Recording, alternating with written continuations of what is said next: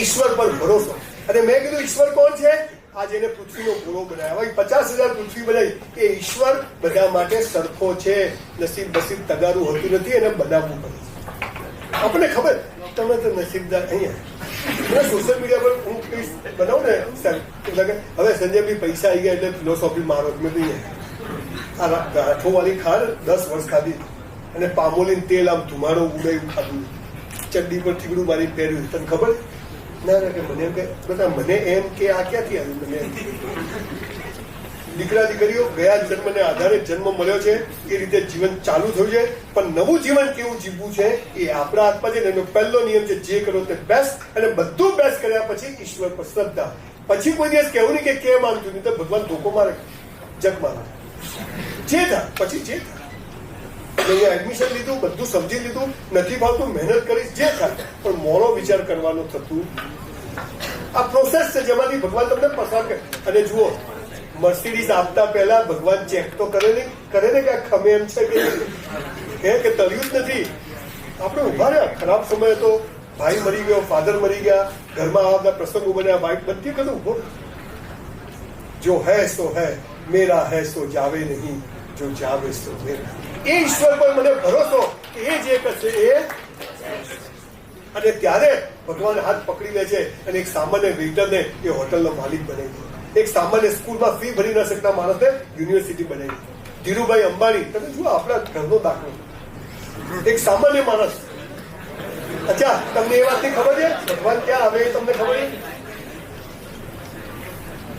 અહીંયા આગળ કરશન કાકા છે, ખબર? સાયકલ પર નિરમા પાવડર વેચતા હતા.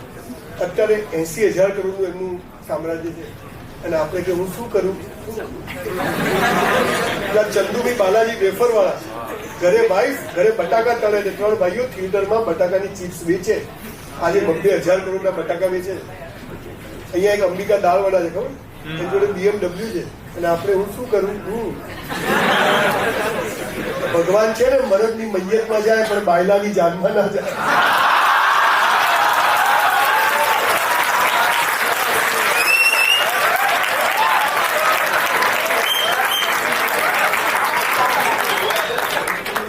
ઈશ્વર પર શ્રદ્ધા કે તું જે કરે જ્યાં લઈ જાય તારો હાથ પકડીને ચાલીશ. પણ તને નહીં કહું કે કેમ આવું, ક્યાંથી જીવન શરૂ થાય.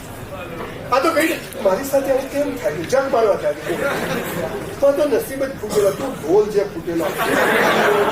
એટલે જે લોકો નેગેટિવ વાતો કરે ને એમથી દૂર રહેવું. તમે ઘણા મળો, આજે આમ થઈ ગયું, આજે આમ થઈ ગયું, એની પાસે સારી વાત જ ના. એમ તો પકડી ટાંગા તો કુંડીમાં નાખી દેવા. ઈશ્વર પર ભરોસો. અને ઈશ્વર કોણ છે? વાત કરે પણ એક શક્તિ છે, નિર્ગુણ નિરાકાર. આ બધા સ્વરૂપો જે છે ને એ ત્યાં સુધી પહોંચવાના રસ્તા જ. આપણે અહીંથી અમદાવાદ જવું તો 16 કિલોમીટર લખેલો માઇલસ્ટોન આવે, પછી 15 કિલોમીટર આવે, પછી 14 આવે, અમદાવાદ આવે એટલે 0 લખેલું આવે. તો બધા માઇલસ્ટોન સાચા કે ખોટા? એમાં બધા સ્વરૂપો જે છે ભગવાનના બધા સાચા, પણ પરમ તત્વ તો એક જ છે જેનો કોઈ રંગ રૂપ આકાર નથી. 10 માળના બિલ્ડિંગ પરથી નરેન્દ્રભાઈ કૂદકો મારે, ખાલી હો, પછી 10-15 વર્ષ રાખવાના જીવે ત્યાં તો નીચે જ પડે. સોનિયા ગાંધી, કેજરીવાલ, એક ભાઈ દારૂ પીને આવે, બધા નીચે જ પડે. મોદી સાહેબ આમ ધીમે ધીમે પડે. સોનિયા ગાંધી ઉપર જાય, કેજરીવાલ લટકી જાય, કટ્ટર ઈમાનદાર, બધા નીચે જ આવે. કેમ કે ગુરુત્વાકર્ષણ બધા માટે સરખું છે. એ ભગવાન. હું મારી વાઈફને ફોન કરું તો બીજા વાઈફને લાગે 5 નંબર હોય મનીષ લગે મનીષાને લગાવતો. તો મોબાઈલના તરંગો દેખાતા નથી પણ છે આ ભગવાન. તમે બધા ઓક્સિજન લો છો. અચ્છા, પટેલોનો પીળા કલરનો હોય, બ્રાહ્મણોનો સફેદ કલરનો હોય, મુસલમાનોનો લીલા કલરનો. ઓક્સિજન આ ભગવાન. દીકરા દીકરીઓ વિરાટ વિશ્વમાં આપણે જન્મ્યા છે. થોડા દિવસ માટે આપણામાં વેચાશો. વિચારધારાઓને બધું બરાબર છે પણ ઈશ્વર એક છે, બધા માટે સરખો છે. બધી કીડીઓ એક જેવી, બધા મકોડા એક જેવા, બધી માછલીઓ એક જેવી, બધા મનુષ્યો જેવી. કર્મ પ્રમાણે જન્મ મળે છે પણ હવે નવા કર્મ કેવા કરવા એના માટે મારી પાસે સમય ઘણો છે. તો હું બધું બેસ્ટ કરીશ અને બેસ્ટ કર્યા પછી બીજો નિયમ એ જે રાખે એમાં હું પછી હું એને કહીશ નહીં કઈ આ તો ભગવાન એ ભગવાન કામ કર એટલે ભગવાન કગાવું આપણે મથવું પડે. અને મથ્યા પછી ના થાય સમજો કે આપણા માટે યોગ્ય નથી. ત્રીજી વાત, જેના માટે મેં 2500 સેમિનાર કર્યા અને જે સફળતાનું રહસ્ય મેં નજરે જોયું, એ સૌજીભાઈ ધોળકિયા હોય, ગોવિંદભાઈ હોય કે વોરેન બફેટ હોય કે જેટલા લોકોને હું મળ્યો, સ્ટીવ જોબ્સ હોય કે જેટલા લોકોને હું મળ્યો, જે લોકોને મેં જાણ્યા, વાંચ્યા, 450 બાયોગ્રાફી વાંચી, આ બધાની સફળતાનું ત્રીજું સૌથી મહત્વનું વાત શું હતી ખબર છે? રોજ મા બાપને પગે લાગો. બો ડાઉન યોર પેરેન્ટ્સ. તમારામાંથી કેટલા લોકો હોસ્ટેલમાં આવો તો ન લગાય, પણ ઘરે જાઓ તો કેટલા લોકો મા બાપને પગે લાગો છો? મળો છે જ્યાં આટલા લોકો જોડે આપણે સેલ્ફી લઈશું. આમ તો હું 10,000 લઉં છું, તમારી જોડે ફ્રી. દીકરા દીકરીઓ, ત્રીજી વાત સાંભળી લો ધ્યાનથી. આ દુનિયામાં માત્ર ને માત્ર મા બાપ જ ચાહે છે કે તમારી પ્રગતિ થાય, બાકી કોઈ ચાહતું નથી તમારી પ્રગતિ.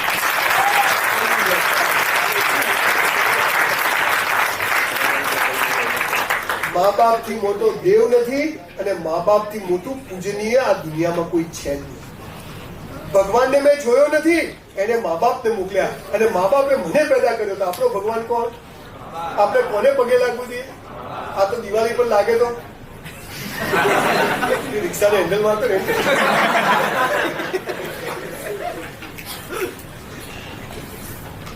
દીકરા દીકરીઓ, તમને બહુ દિલથી કહું છું, તમારા તો લગભગ બધા લગ્ન બી બાકી હશે, પહેલી વાર તો બાકી હશે. બધાને ગલગલિયા ખાવ માણસને દુઃખથી જ પકડે તો મને થશે, તમારા બી થશે, અમારી લાઈનમાં આવવાનું છે. પણ એક વાત કહું, દીકરા દીકરીઓ બધા બેઠા છે, દીકરીઓને ખાસ કહું કે મા બાપથી વિરુદ્ધ જઈને લગ્ન કરશો. કેમ? એનું કારણ છે લોજિક. તમે જયારે મા બાપથી વિરુદ્ધ જઈને કોઈ છોકરા જોડે લગ્ન કરો છો, ત્યારે છોકરો સમજી જાય કે આ જે પેદા કર્યા ને એ મા બાપની નથી થઈ ને 20-22 વર્ષમાં તો મારી નહીં થાય. તમને દુઃખી કરશે. સમજ પડે?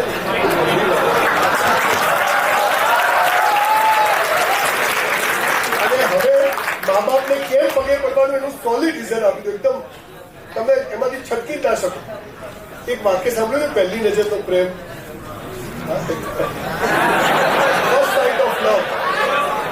અચ્છા, ફર્સ્ટ સાઇટ ઓફ લવ એટલે શું? કોઈ પણ છોકરા બધાને રૂપાળા સરસ હોય તો જ ગમે. કોઈ છોકરી કાળી હોય, લાલ ના હોય તો કોઈ છોકરો એમ કે મને તો આ જ જોઈએ. અચ્છા, કોઈ છોકરો પોલિયો થયો હોય તો કોઈ છોકરી એમ કે સ્ટીફન હોકિંગ થશે, આ જ જોઈએ.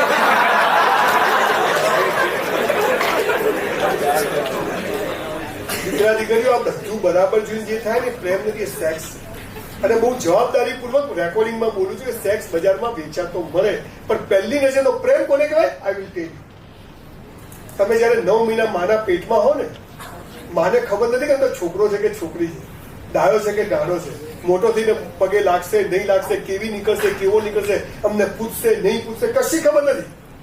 તમારી જાતિ, તમારો કલર, તમારી બુદ્ધિ, કશું જાણ્યા વગર તમારા જન્મ પહેલા આપણી મમ્મી આપણી માટે નાના નાના લંગોટ, ભારોતી અને ગોદડીઓ બનાવે ને, એને પહેલી નજરનો પ્રેમ કહેવાય.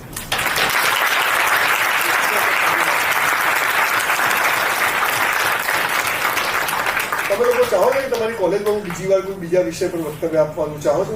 આઈ પ્રોમિસ છું કે જો બોલાવશે તો વર્ષમાં એક વાર આવીશ, પ્રોમિસ આપું છું.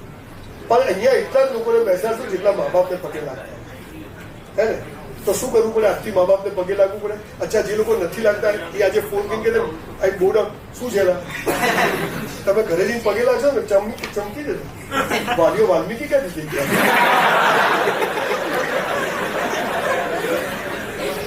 આ દેશમાં ગણપતિની પૂજા થાય કે જેને મા બાપની પ્રદક્ષિણા કરી. મહાદેવે વરદાન આપ્યું કે જ્યાં કઈ પૂજા થશે તારી થશે. ઇસ્લામમાં બી લખ્યું કે મા બાપના કદમો નીચે સ્વર્ગ છે, જન્નત છે. આપણે કરતા, આપણે મા બાપને સામે મૂકી.